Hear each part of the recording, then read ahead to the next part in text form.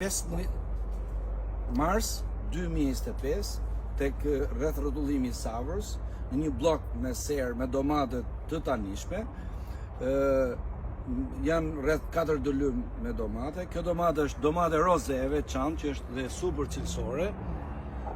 Çmimi, siç më thojnë fermerët këtu, është rreth 1600 lekë të vjetra kilogrami. Është domate, siç e theksova, super cilësore. Vështirësia më e madhe që hasin fermerët sot është që i thojnë propaganda që bëhet sidomos nëpër televizion, nëpër mjetet online, thonë që fermerët tanë jo i ngarkojnë me pesticide, jo nuk janë të pastra, dhe për ta provuar realisht, unë bashkë me fermerin që ne po na filmon, do ta kpus te kokrën e domates, edhe do ta am direkt nikel, siç po ja, që shikoni këtu, kjo është domate thash roze, kjo është domate roze, është super cilësore. Ja ta kpus këtë dhe do ta konsumojmë, sepse vetë më para po e konsumonte vetë fermeri, ja shiko.